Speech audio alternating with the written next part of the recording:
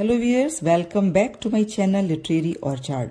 अभी तक की वीडियोस में हमने जाना genres of literature, literary devices, लेकिन आज की वीडियो बहुत लंबी होने वाली है, जो कि आज हम जानने वाले हैं the time line of English literature, कि हर एज के राइटर्स पर उस एज का इन्फ्लुएंस देखा जा सकता है। हर एज की राइटिंग को समझने के लिए या उस समय के राइटर्स या की राइटिंग्स को समझने के लिए जरूरी है इंग्लिश लिटरेचर की हिस्ट्री को जानना। स्पेसिफिकली तो हम हर एक के पोएट्स के बारे में, राइटर्स के उनके क्रिएशंस के बारे में हम जानेंगे ही, पर यह वीडियो आपको पूरा शॉर्ट सिनॉप्सिस देगी, जिससे आप इंग्लिश लिटरेचर की टाइमलाइन कह सकते हैं और यह आपको एक कंप्लीट आंसर मिल रहा है।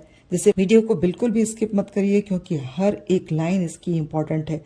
So let's start today's video in which we will learn about Anglo-Saxon period, that is from Middle English period from 1066 to 1500. Renaissance, that means early modern period, that is from 1500 to 1660. और फिर हम जानेंगे Victorian era के बारे में, that is from 1798 to 1837. Victorian period 1837 to 1901. और phase 3 जिसे हम मॉडर्न एज कहते हैं, that is from 1901 to 1945, and then comes the 1945 onwards, that is also called contemporary age. तो then we come to phase 1 old English to renaissance, that is from 450 to 1066। इस इरा की stories लिखी नहीं जाती थी, narrate की जाती थी यानी बोली जाती थी। Epic from this era was Beowulf. Middle English period, that is from 1066 to 1500। ये एज कहा जाता है एज ऑफ चौसर, जिनकी फेमस पोयम है द कैंटरबरी टेल्स। ये पोयम है लेकिन इसका नाम है कैंटरबरी टेल्स। इसका रीजन है ये पोयम कलेक्शन है बहुत सारी शॉर्ट स्टोरीज का, that is why it is named as Canterbury Tales. Chaucer is also known as the father of literature. ये क्वेश्चन बहुत इंपॉर्टेंट है, why Chaucer is called the father of English literature. मैं अपनी videos में हर ऐसे important topic और questions जो आपको एग्जाम में आते हैं, इंटरव्यूज में आपको जानना जरूरी है, मैं साथ में कवर करती चल रही हूँ, जिसके लिए आप शॉर्ट वीडियोस भी देख सकते हैं। Then we come to Renaissance, this is called the golden age of literature. यह भी बहुत पूछा जाता है, what is Renaissance? Renaissance means rebirth और रीअवेकनिंग, मतलब पुनर्जागरण और पुनर्जागृति का समय। This is because this was an age we noticed the development of art, literature and science. Era है जिसने हमें ग्रेट राइटर्स, ड्रामेटिस्ट और नॉवेलिस्ट दिए। Means we got the legendary writers like Shakespeare, Christopher Marlowe. Then comes the phase 2 new classical to Victorian इरा।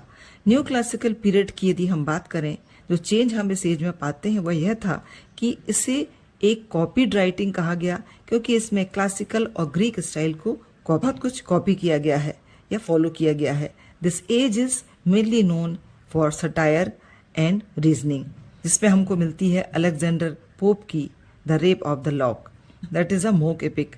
इस age में हम पढ़ते हैं जोनाथन स्विफ्ट को भी। Then comes the romantic period. New classical हमने जाना कि उस समय की राइटिंग कॉपीड थी और स्टाइल को जिसमें कि बहुत कुछ कॉपी किया जा रहा था, अब ये ट्रेडिशन टूट रहा था, and the poets and writers belong to romantic period, they were writing mostly nature poems, supernatural poems that was full of emotions and imagination. यानी प्रकृति और कल्पना और भावनाओं को ज्यादा प्रेफरेंस दिया जा रहा था।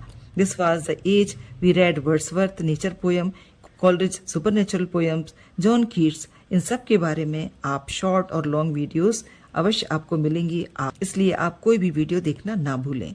आपको एक और शॉर्ट मिलेगा, that is the supernatural poem, what is lyrical ballads. Then comes Victorian period from 1857। This age was totally affected by industrial revolution. ये समय था, यह वह दौर था जब इंडस्ट्रियल रिवॉल्यूशन एक क्रांति ला रहा था, बदलाव ला रहा था। इसलिए इस एज में हमें सोशल कॉन्फ्लिक्ट्स, रियल वर्ल्ड की प्रॉब्लम्स, वो सब कुछ हमें इस समय की राइटिंग में मिलती है। Mention the name of the famous writer of this age, that was Charles Dickens. His great novels were Great Expectation, Oliver Twist. फिर आता है phase 3, that is modern period. इस एज ने बहुत से बदलाव देखे। नई सोच सामने आने लगी जो कि ओल्ड ट्रेडिशंस को, रूल्स को, ओल्ड वे ऑफ राइटिंग को छोड़ने में बिलीव रखती थी। यही बात इस समय की राइटिंग्स में मिली and that's why it is the age about the stream of consciousness. यह समय था टी.एस. इलियट का। Then comes post modern period, जिसे that is also known as contemporary age. थोड़े से समय में हमने ये सारी इंग्लिश लिटरेचर की यात्रा पूरी कर ली। Hope you have got enough information about all ages. कर यह अवश्य बताएं कि किस इरा के बारे में आप या राइटर के बारे में आप सबसे पहले पढ़ना या जानना चाहते हैं। So don't skip any video, keep stay connected